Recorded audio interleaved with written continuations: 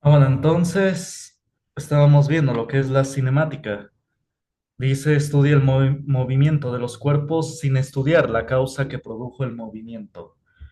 Entonces, como dije, estudia cuestiones como la aceleración, la distancia de recorrida. Bueno, lo escribo.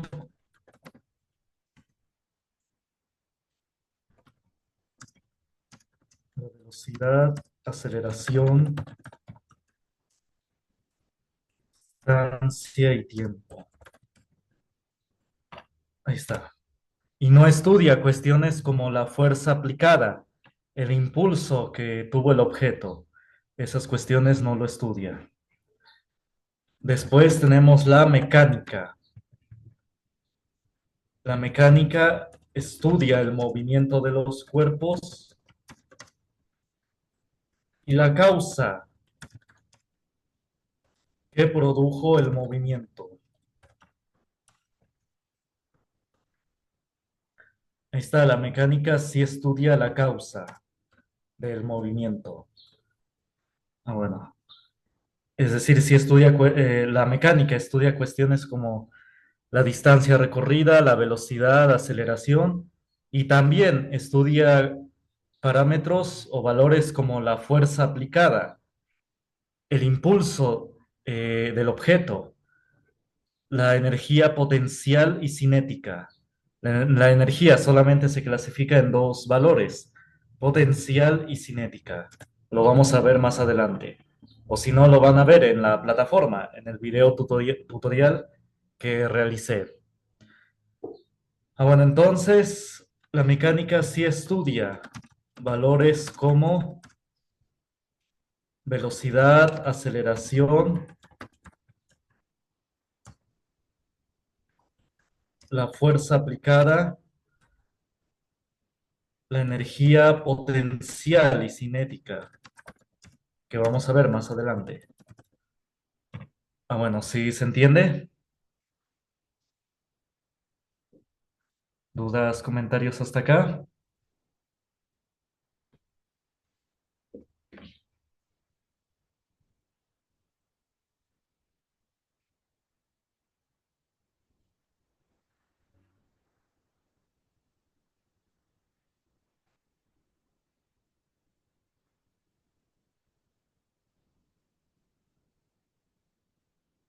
Bueno, entonces continuemos.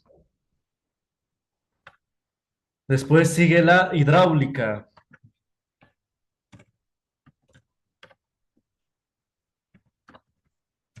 La hidráulica estudia los fluidos. ¿Los fluidos cuáles son? Los líquidos y los gases. Esos son los fluidos, líquidos y gases. Es decir, por medio de la hidráulica, ahora sabemos que cuando en un sistema, un dispositivo tiene encerrado un fluido, si aplicamos una fuerza pequeña en un área pequeña, puede producir una fuerza grande en un área grande del otro lado. A ver, lo voy a dibujar. A ver, espérenme.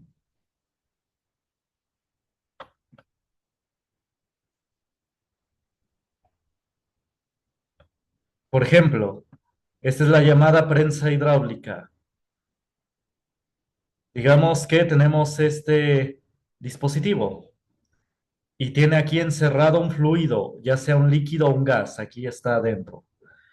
Entonces, si aplicamos una fuerza pequeña sobre esta área pequeña, se produce una fuerza grande en esta área grande que está aquí. Ahí está, eso es lo que nos dice la hidráulica. A esto se le llama principio de Pascal. Este es el principio por el cual se construyen los frenos de los automóviles o camionetas o trailers.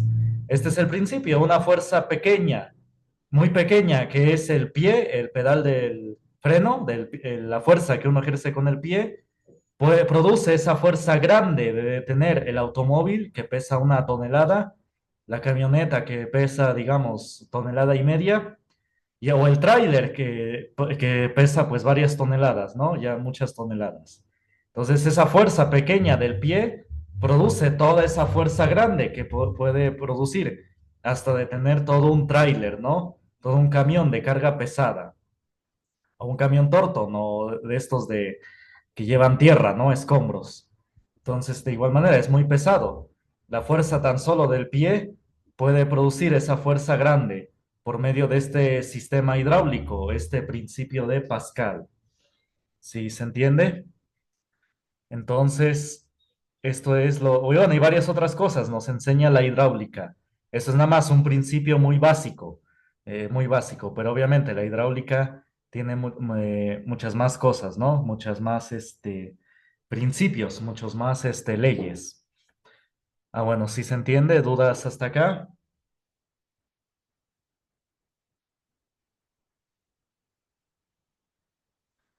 No, no solamente el sistema de frenado, que bueno, no hay que forzarlo, hay que pisar el freno poco a poco, uniformemente, porque si no, uno lo anda pisando a cada rato, así como, ¿cómo explicaré? Así pisándolo a cada rato para irse deteniendo, no, es irlo pisando y poco a poco, uniformemente. Porque si uno lo anda jugando, así me refiero a andarlo pisando a cada rato, cuando uno se va a detener, uno puede reventar el sistema de frenado, le puede hacer daño. Dañar, bueno, en el caso de los automóviles, las balatas, de los trailers, bueno, no sé qué sistema tengan, pero pues debe ser un sistema parecido, ¿no? Entonces, de igual manera, lo deben pisar uniformemente, no andarlo pisando así, así como digo, a ver, voy a quitar la pantalla bueno, que diga es decir, no hay que andarlo pisando así, así que con el pie, andarlo pisando a cada rato, así, no, si no es así uniformemente, así poco a poco, después irlo aumentando, porque si no uno anda haciendo esto, pues va a dañar el sistema de frenado, que es por eso que se revientan los frenos en cualquier vehículo de motor, ya sea tráiler, automóvil, camioneta. En el caso de los automóviles, camionetas, por eso se dañan las balatas. Y ya en el caso de los trailers y los Torton, pues por eso es que también se revienta ese sistema de frenado. Y por eso es que se quedan sin frenos. Di- eh, Como tienen varios conductores, no los conduce a veces la misma persona. Si un conductor anda haciendo eso, de andarlo pisando el freno a cada rato, o forzar el freno, por eso es que se revientan. Y cuando otro conductor, pues, le toca, pues ya de repente, pues, se revienta y ya se queda sin freno. Entonces, por eso es que hay que saber estos principios básicos. ¿Sí se entiende? Como este accidente, ¿no? Que pasó en Guelatao, muy lamentable. Entonces, por ahí comentan, pude este, tener testimonios de gente, bueno, de gente que conoce ahí, de que familiares de, bueno, amigos que tienen familiares en Guelatao, que no, que la empresa sí, fue luego a ver qué pasó, ¿no? A hacerse responsable, a ver qué necesitaban.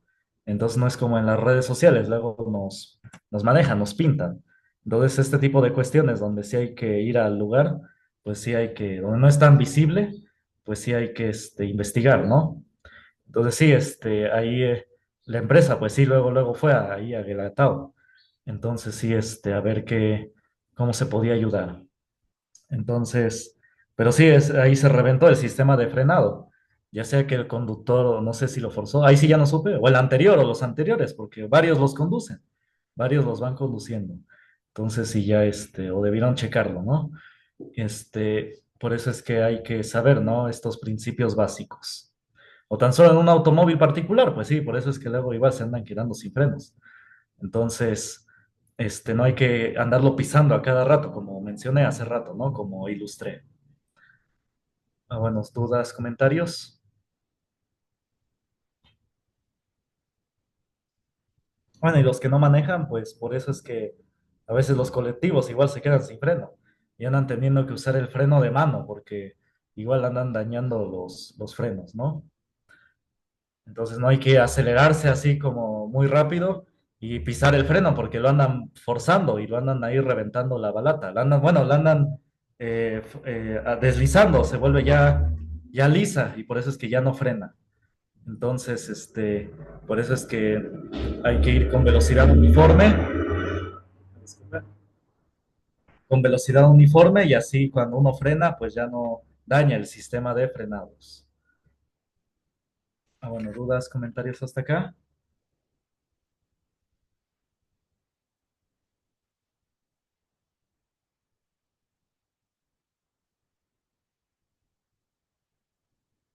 Ah, bueno, entonces continuemos. Vamos a ver. Bueno, incluso las motos, igual. No sé qué sistema de frenado de las motos, pero la física es la misma, es un sistema hidráulico. De igual manera, no, es lo mismo. No, no falla, la física es la misma. Entonces, de igual manera, esto aplica a las motos. ¿Dudas, comentarios?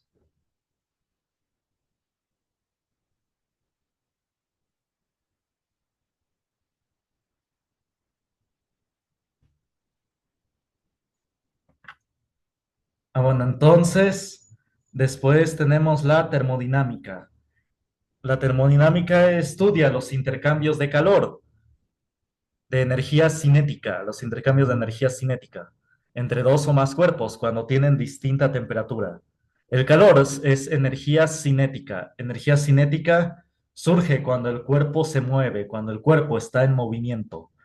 Entonces, eso es el calor. Entonces, esa es la termodinámica. Estudia los intercambios de calor cuando los cuerpos tienen diferente temperatura.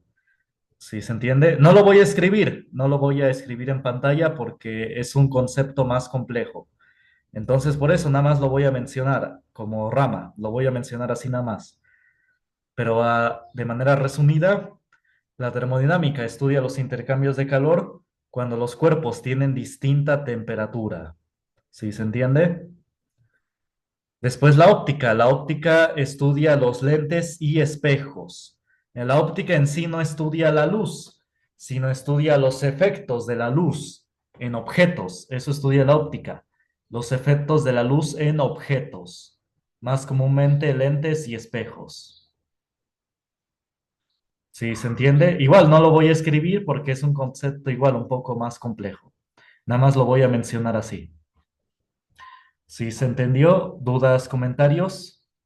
Los principales, los que puede que les pregunten en el examen final, son los de cinemática, mecánica y quizás hidráulica. Estos son los conceptos que más probablemente puede que les pregunten en el examen final. ¿Sí se entiende? ¿Dudas hasta acá? ¿Comentarios?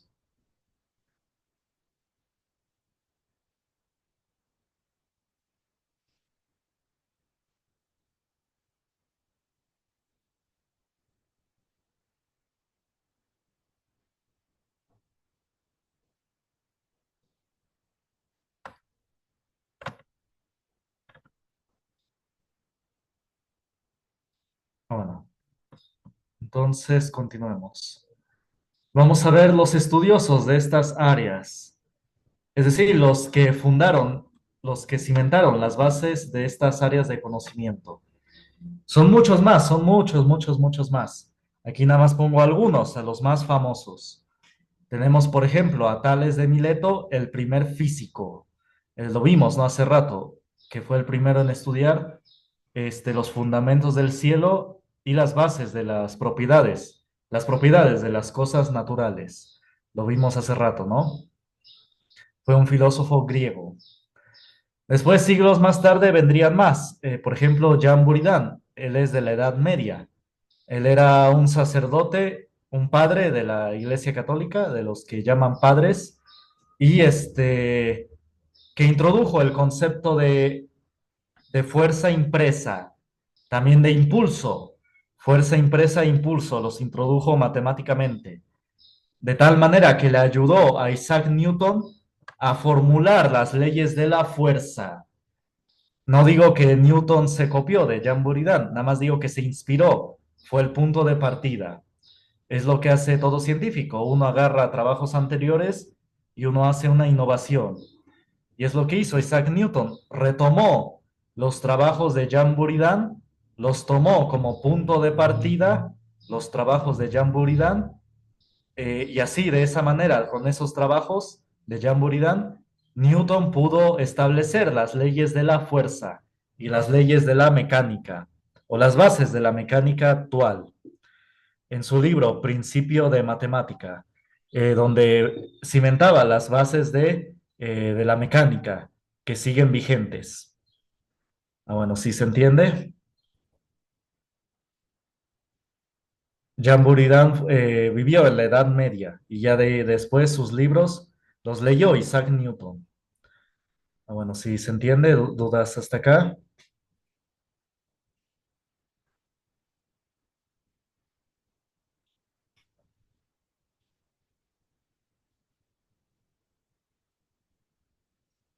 Ah, bueno, después tenemos a Galileo Galilei. Él hizo que la ciencia no solamente fuera teórica o matemática, sino experimental. Es decir, que las ecuaciones, las fórmulas que uno plantea, hay que ver que sean acordes a lo que se ve en la realidad. Hay que hacer experimentos. Galileo Galilei es de los primeros que se tiene registros de llevar a cabo experimentos y hacerlos con una metodología. Y esta metodología, este procedimiento, fundó lo que es el método científico. Ahí está, Galileo Galilei vendría a fundar el método científico, de tener una teoría, una hipótesis, después hacer investigación, después experimentación y después corroborar, analizar los resultados. Entonces Galileo Galilei vendría a cimentar las bases del método científico. También innovó en la construcción de los primeros telescopios y con esos telescopios descubrió cráteres en la Luna, manchas solares, comprobó que los objetos en ausencia de aire, en ausencia de corrientes de viento, caen exactamente al mismo tiempo. También que los objetos, tanto un objeto ligero, por ejemplo, una piedra chica, cae al mismo tiempo que una piedra pesada. Entonces sí, los objetos caen al mismo tiempo, son acelerados a la misma aceleración hacia el suelo. Entonces no tiene que ver con su peso, tiene que ver con la aceleración gravitacional. Todos los objetos son acelerados a la misma razón.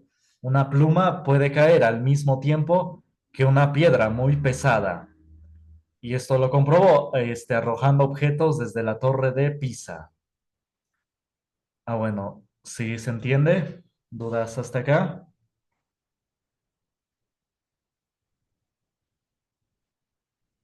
Ah, bueno, y después mucho se dice que la Galileo lo persiguió el Tribunal de la Inquisición Católica. El juicio de Galileo consistió en que estaba enseñando cosas que todavía no estaban comprobadas. Se le instaba a Galileo a enseñar cosas comprobadas para la época. Entonces, en eso consistió el juicio de Galileo. Y hay que decir que no era exigente, no lo torturaron, no crean que torturaron a Galileo. A ningún imputado lo torturaron en la Inquisición Católica, ninguno. Hay documentos históricos de que en la Inquisición Católica al presunto culpable, imputado, se le perdonaba, se le dejaba libre si se arrepentía de sus crímenes. Algo así como la confesión en la Iglesia Católica. Si el imputado, si el que era juzgado se arrepentía de sus acusaciones, de sus crímenes, se le dejaba libre, se le dejaba ir, así de fácil. Por eso hubo demasiadas presos que fueron liberados, demasiados, porque nada más se arrepentían y se les dejaba libre. He de aclarar que la Inquisición católica no juzgaba cuestiones de asesinatos, no. Juzgaba cuestiones de herejías, blasfemias y cosas menores como robos menores, alteración al orden público y otras cuestiones menores. Y ya las cuestiones de asesinatos y golpes de Estado los juzgaba el Tribunal del Rey, el Tribunal Civil. Es decir, había dos tribunales en esa época, el Tribunal Civil, el del Rey, y el Tribunal de la Inquisición Católica. Eran dos tribunales. Y el rey le encargaba a la Iglesia Católica, a la Inquisición Católica, que juzgara cosas menores como robos, alteración al orden público, adulterios, porque sí, el adulterio era delito. como había una combinación entre religión y sociedad, entre leyes, sí, el adulterio, el engaño, el engañar a la pareja, en el matrimonio era considerado delito. Y actualmente, como ya se separó iglesia y Estado, el adulterio no es delito. Por eso no es considerado, no se toma en cuenta en un juicio de divorcio. Se puede engañar a la pareja las veces que uno quiera y no es delito. Pero eso es gracias a esta laicidad, a la separación iglesia y Estado. Es debido a eso. Antes sí era considerado delito. También el abandono de hogar era juzgado muy duramente. El abandono a la esposa era juzgado muy duramente por esta cuestión de la religión. Era juzgado muy duramente. Entonces, y ya después con la separación iglesia y Estado, se quitó el adulterio y se relajó esto del abandono de hogar. Ya es como algo muy menor. Entonces, pero en el Tribunal de la Inquisición, digo, sí se juzgaba, pero no se torturaba. No había torturas, como dicen en algunas películas o series. No había torturas, o incluso algunos autores ideológicos. Hay documentos de presos por el rey, por juzgados por el rey, por tribunal civil, que en sus cárceles gritaban insultos a Dios, insultos a la Iglesia Católica, para que fueran considerados blasfemos o herejes, y así fueran trasladados de la cárcel del rey a la cárcel de la Inquisición Católica, de la Iglesia Católica. Entonces los presos preferían ser juzgados por tribunal católico. Por eso es que gritaban en las cárceles insultos a Dios, insultos a la Iglesia Católica, para que fueran trasladados de cárcel.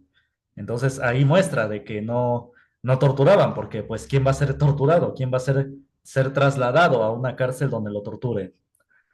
Y no solamente presos por el rey, también presos, bueno, por ejemplo, los judíos, la comunidad judía, también tenía su Inquisición, la Inquisición judía, su tribunal, que se regía a base de sus leyes, del Talmud y del Antiguo Testamento.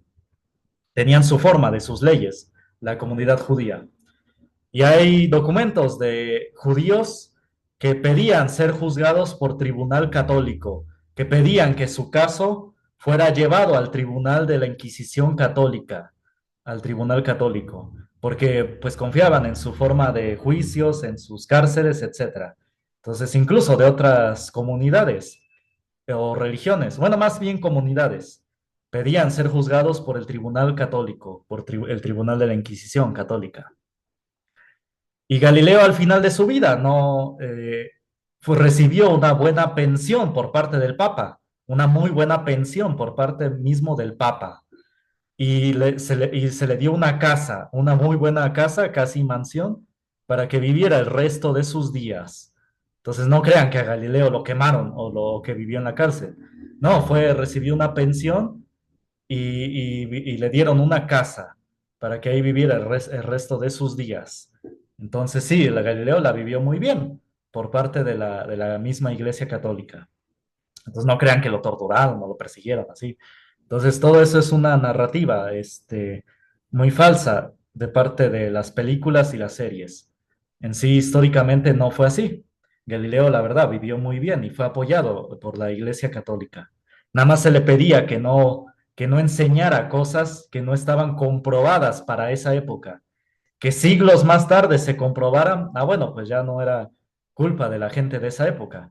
Incluso historiadores ateos han dicho, la Inquisición católica, la Iglesia católica, tenía razón en el juicio de Galileo, tenían razón, ya que después, siglos más tarde, se comprobara que lo que él decía era cierto y era otra cosa, pero que le daban la razón a a la Iglesia católica, historiadores ateos incluso. Bueno, dudas hasta acá, comentarios.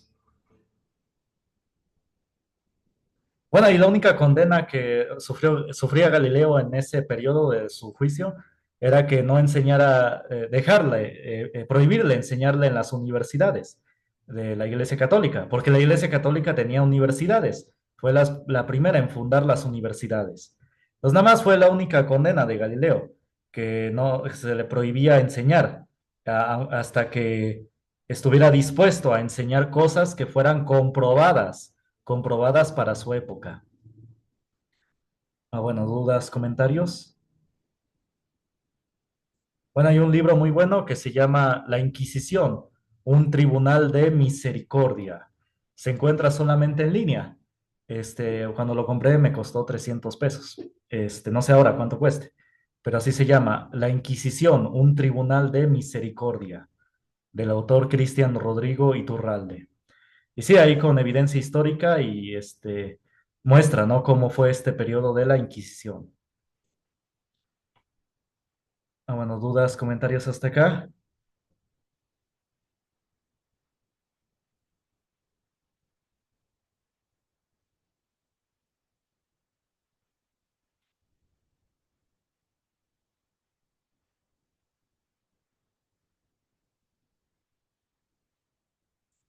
Bueno, incluso había mujeres enseñando en las universidades, en las primeras universidades que fundó la iglesia, como Dorotea Buca.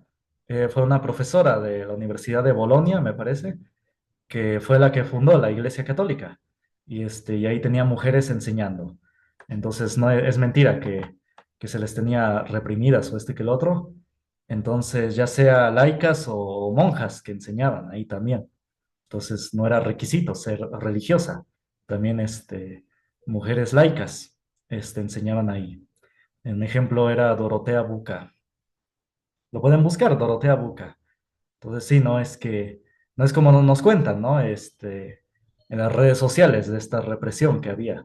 Entonces, si ha habido represión de no dejar, por ejemplo, a mujeres acceder a puestos de gobierno, lo que pasa es que para empezar, en los puestos de gobierno, desde hace siglos han estado cooptados por grupos de poder, en específico, por ejemplo, la masonería. No puedes acceder a un grupo, a un puesto en el gobierno si no eres parte de la masonería. Entonces, incluso esto era prohibido para cualquier persona, no cualquier persona podía acceder a un puesto de gobierno. Entonces, no tiene que ver con cuestiones de sexo. Digo, le llaman género, pero es más bien sexo. Varón y mujer. Sexo solamente son varón y mujer.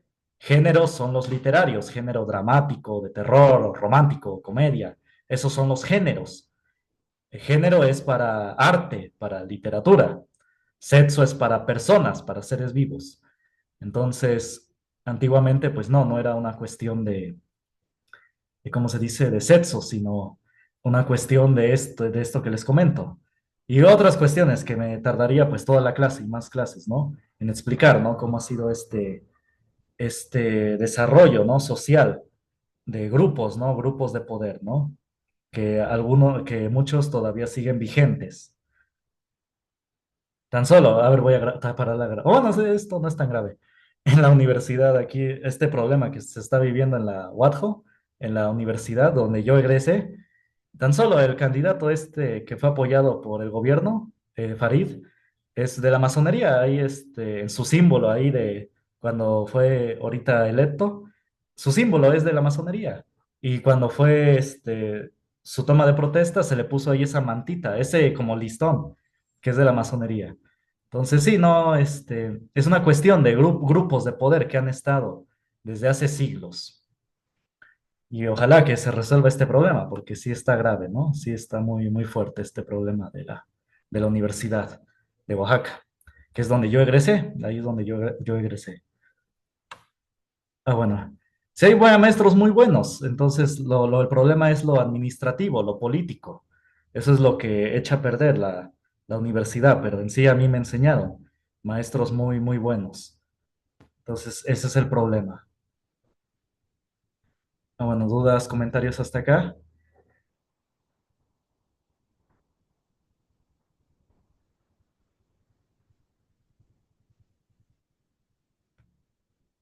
Bueno, y las mujeres que ahorita están en gobierno solamente son parte de la masonería, solamente.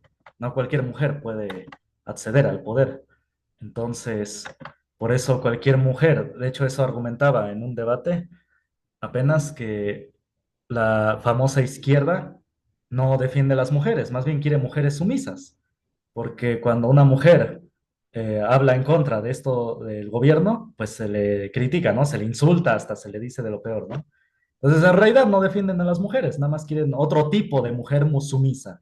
Entonces, cuando una mujer se pronuncia en favor de la vida, en contra del aborto, de la eutanasia, se le critica, ¿no? Se le llama de la derecha o de otra, o se le insulta, ¿no? Entonces, pues en realidad no defienden a las mujeres. Quieren otro tipo de mujer sumisa. ¿Sí se entiende?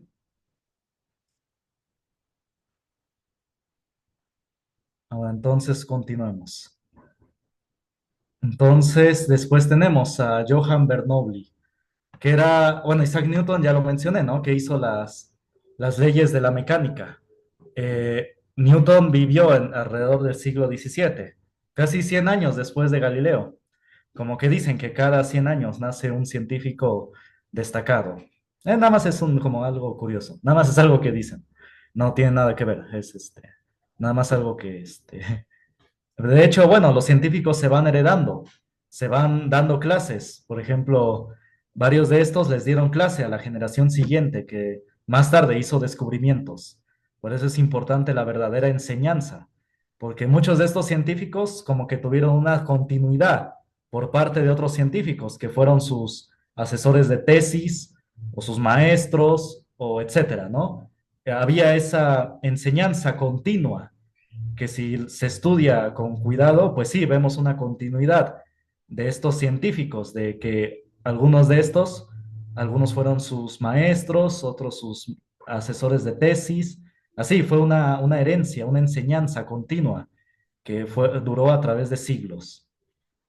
Entonces, por eso es muy importante la enseñanza, no como ahora en Oaxaca, que pues está de lo peor, ¿no? Y en general en México pues, efectivamente no va a haber desarrollo porque pues no hay esa continuidad como surgió en el siglo de oro europeo o español, un siglo o épocas, ¿no? De donde se desarrolló la ciencia, ¿no? Por ejemplo, los Bernoulli, Johann Bernoulli, creo, le dio clases Leibniz, el que fundó el cálculo. Bueno, aquí no menciona Leibniz, pero otro científico. Y también eran una familia, los Bernoulli, que estudiaban matemáticas, física, termodinámica, e hicieron aportaciones. Después tenemos a Boltzmann, que hizo aportaciones en termodinámica y en estadística, en probabilidad y estadística. Después a Volta, Alessandro Volta, que en honor a él, a la tensión eléctrica, se le conoce como voltaje, a la tensión eléctrica. Es el famoso voltaje, los volts, que se miden, ¿no? Han oído de los volts, ¿no? De las pilas o de de la tensión eléctrica que viene a nuestros hogares, que comúnmente se le dice voltaje, pero en sí es la unidad de medida. A ese voltaje en realidad hace referencia a la tensión eléctrica. Después tenemos a Nikola Tesla, que fue, dicen, el más brillante científico, algunos lo han llamado así. Hizo demasiados inventos, demasiados descubrimientos, al grado de que hay demasiadas anécdotas o leyendas en torno a él. Él fue alumno de Thomas Edison y algunos dicen que Tesla fue el que en realidad inventó la bombilla incandescente, ¿no? Entonces dicen que en realidad fue quien Tesla lo hizo. Lo que sí se le reconoce a Tesla es que hizo la corriente alterna, es decir, el sistema eléctrico de los hogares es la corriente alterna. Y todo el diseño desde la central eléctrica, todo ese diseño de la central eléctrica que provee de electricidad a toda la ciudad, todo ese diseño se le debe a Tesla y se le reconoce, eso es lo que sí se le reconoce. Y ya otras leyendas ya muchos inventos de que él hizo, que algunos tienen el nombre de otras personas, porque lo que pasa es que Tesla vendía sus propios inventos para poder financiarse otros inventos. Por eso muchos de sus inventos llevan el nombre de otras personas. ¿Sí se entiende? Y hay al menos dos leyendas famosas en torno a Tesla. Una de ellas es que dicen que pudo construir un automóvil que se movía en base a ondas electromagnéticas. Es decir, que un automóvil que no necesitaba gasolina y no necesitaba batería eléctrica. Lo único que necesitaba el automóvil era sintonizar a través de una estación de radio ondas electromagnéticas. Y ya el coche se podía mover fácilmente, así como cualquier otro automóvil de la época. Entonces dicen que debido a este descubrimiento le confiscaron varios de sus inventos, que el gobierno estadounidense llegó a su laboratorio y le confiscó varios de sus inventos, se llevó varios de sus inventos. Eh, Porque las ondas electromagnéticas están en el aire constantemente. Es una fuente inagotable y gratuita. Entonces, que Tesla supo aprovechar. Entonces le daba en la torre, le daba completamente, dejaba completamente en bancarrota a las petroleras y a las de baterías eléctricas. Las dejaría completamente en bancarrota. Entonces, por eso dicen que le confiscaron ese invento. Esto de los coches Tesla de Elon Musk no tiene nada que ver con el coche de Tesla, nada que ver.